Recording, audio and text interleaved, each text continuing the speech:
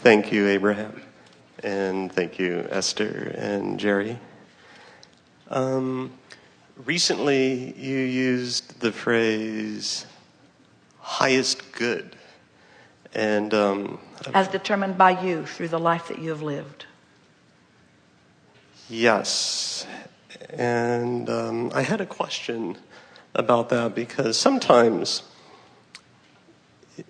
it creates, or my question is basically, it sounds like a type of morality, like there's a lesser good. We don't mean it that way. We meant furthest good, most expanded good, most amended good, most evolved good. We meant the far-reaching expansion that life has brought you to. We mean it's on the recorder. There is a meter that shows the sound waves. So when you speak into it, it moves out. And if you talk strong, it moves out into the decibels that are shown this way. And then if you talk more quietly, it moves back.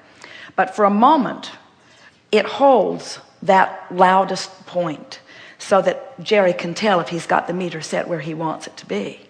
And in some sort of similar fashion, when you know what you don't want, you know what you do want, and you set that request, and the source within you becomes it and holds it. So that's what we mean. The source holds that most far-reaching place that you have found, and it's the new standard now that you are coming into alignment with.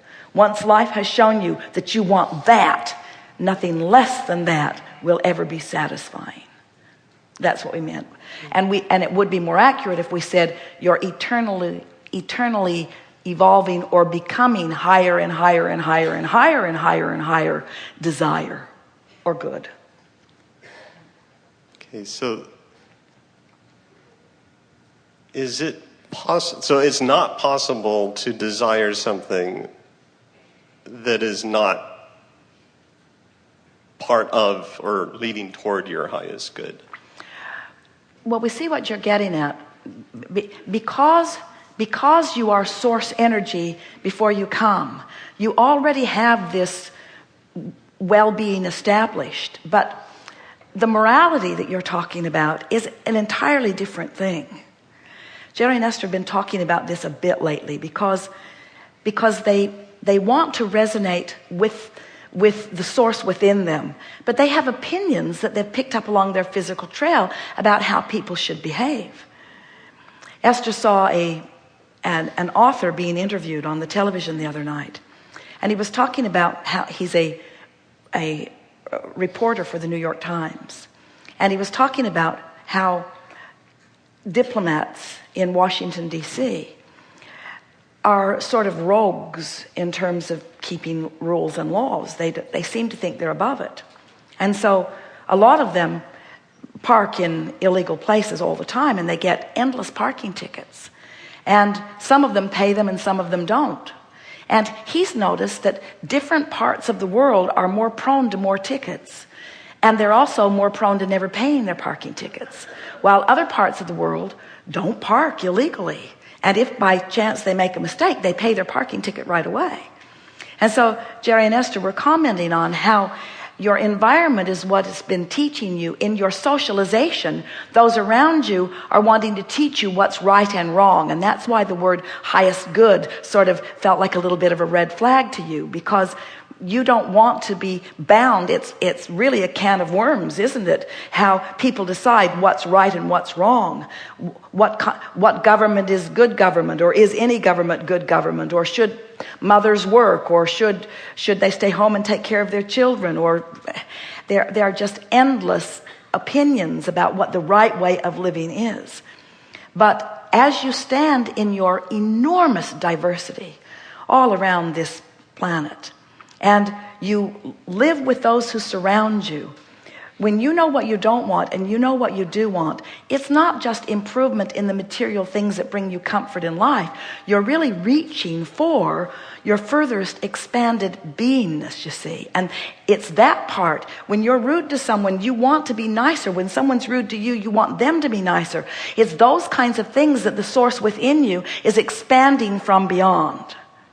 Esther worried in the beginning, as we were talking about deliberate creation and we were talking about law of attraction. She worried that people would want things that were inappropriate for them to want. And it felt to her like somebody needed to decide what was right and wrong in the wanting of different things. And we want you to understand that when you look at it this way, if everyone, let's just for fun for a minute, assume that everyone is an extension of source energy. That's an accurate assumption. And that 100% of you are here for joyous expansion. That is absolutely accurate.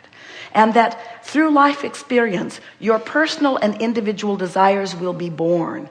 Whether you are a one-celled organism or a full-blown genius human, your desires will emanate from you.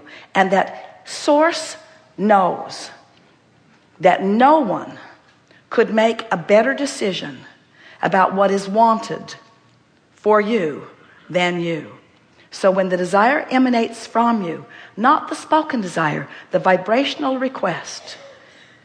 Now, you got to understand, we're going to a place that we have not been before. So when you feel negative emotion, what does it tell you? What does negative emotion always mean? Your thought is out of alignment with the way source thinks about the same thing. So far, so good? So when you feel negative emotion, it always means you're out of whack.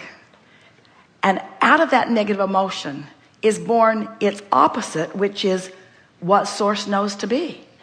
Did you just hear that? As you're sifting and sorting, when you know what you don't want, source knows what you do want. In other words, the larger part of you, the wise part of you, the part of you that is liquid love, the part of you that knows its worthiness, the part of you that feels no competition, the part of you that's in this for the long haul, the part of you that knows the wholeness, the part of you that loves all people on all nations, on all religions, the part of you that knows all of that, that's the part of you. So when you know what you don't want, source energy part of you knows what you do want, and together you set that new standard of highest good. And then your emotion lets you know how well you keep up with your newfound, expanded conclusion. That was a new place. Did you come with us? Did you feel it? In other words, for a long time we've been saying when you know what you don't want, you know what you do want. But why is that? Why is it that knowing what you don't want knows what you do want? Because you couldn't know what you don't want if you didn't know what you do want. If you weren't loved, then hate wouldn't feel off. And when hate feels off, love becomes more. If you weren't wellness incarnate, then sickness wouldn't feel off. But when sickness feels off, wellness becomes more. Are you getting this? In other words, you are extensions of such goodness. And that's a hard thing for humans to hear who have been beating the drum of unworthiness for such a long time. So many people, it is so crazy that they believe that they've been sent here to undo past wrongs, or that they're here to prove worthiness to someone who holds them apart from them. And everything about your day-to-day, real life, emotional experience, everything about your personal relationship with Source defies that, defies every part of it, doesn't it? When you find someone to love and you hold your attention upon them, you feel yourself filled with source energy, and you know no one can tell you that that's not love when you're full of it. You know. And when you deprive yourself of love by hating something or by pushing against something, no one can confuse you about what that means. You know that. You can feel that. Like the animal that doesn't need words to understand. An animal knows when he's about to be abused, and an animal knows when he's about to be loved, and he'll gravitate to the lover and he'll resist the abuser every single time. You don't need words for that. You are vibrational beings who instinctively gravitate toward your highest good. You do. And